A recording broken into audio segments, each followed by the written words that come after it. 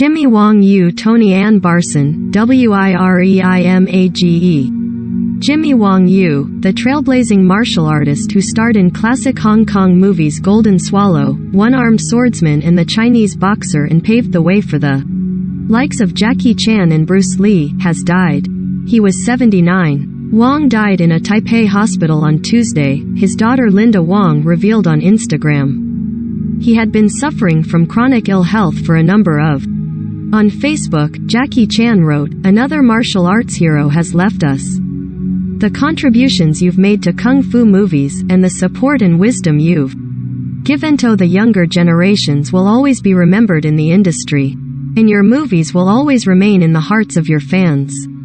We will miss." Born Wang Cheng Chuan in Shanghai in 1943, he migrated with his family to Hong Kong. Wang started acting in the early 1960s and caught the attention of the fledgling Hong Kong branch of the Shanghai-based Shaw Brothers studio, which had begun to broaden its production slate with action movies and wuxia films.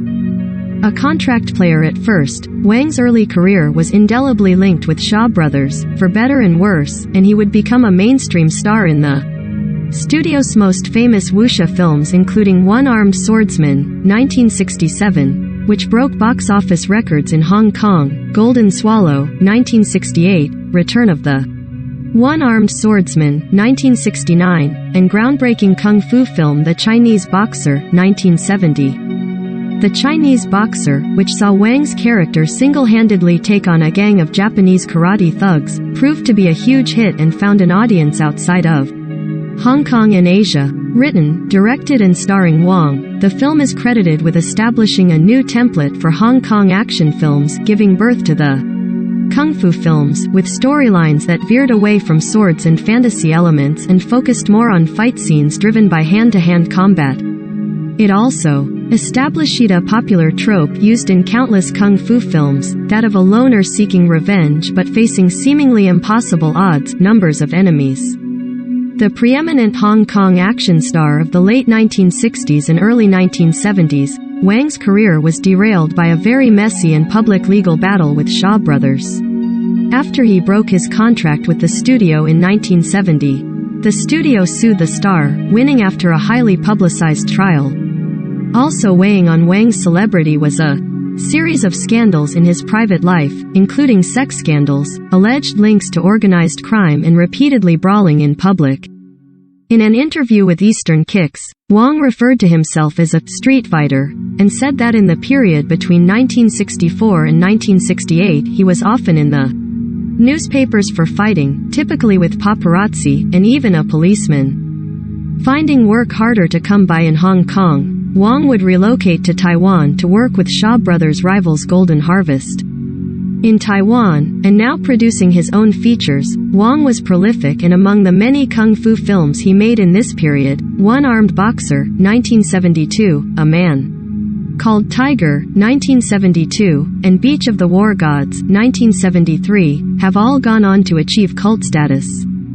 With the rise of Bruce Lee and Jackie Chan, and the success of Shaw Brothers stars T. Lung and David Chang, Wang's popularity began to dip by the mid-1970s. A self-proclaimed street brawler rather than a martial artist by training, Wang's lack of skills, hidden to an extent by editing, was beginning to show when compared to his better-trained rivals. Wang was still in demand in international productions, however, with producers in the West looking to cash in on the kung fu craze. In 1975, Wang starred in the first Hong Kong-Australia co-production, The Man from Hong Kong. The following year he starred in The Queen's Ransom. Both films co-starred a declining George Lazenby. Another notable Wang film from this period was Master of the Flying Guillotine, 1976, which Quentin Tarantino would rank as one of his favorite films in. That would later influence RZA's The Man with the Iron Fists.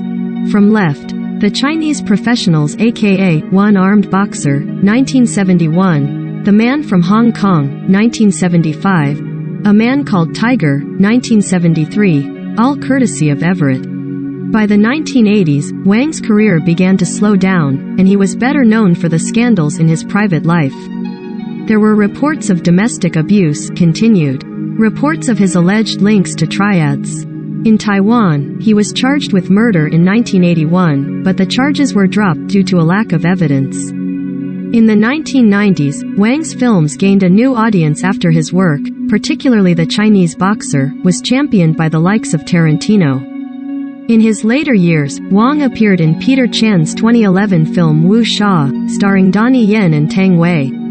The film was a tribute to the one-armed swordsman series and premiered at the Cannes Film Festival. His final film appearance came in 2013, in the Taiwanese horror movie Soul. Despite his controversial personal life, in 2019, Wang was awarded the Lifetime Achievement Award at Taiwan's Golden Horse Awards. You may like. If you are above 30, this strategy game is a must-have. No install. Forge of Empires, free online game. Pipe. Sponsored. Create your own digital patch with a free template. Adobe. Pipe. Sponsored. Download. Discover how natural gas can drive the energy transition. Mitsubishi Power Asia Pacific. Pipe. Sponsored. Expat living in Thailand without health insurance? Top expat insurance quotes. Pipe. Sponsored. 15 people from famous memes look then versus now. Student C. Pipe. Sponsored. How would you react if Thailand got attacked? This game simulates geopolitics. Conflict of nations. Pipe. Sponsored. Play now.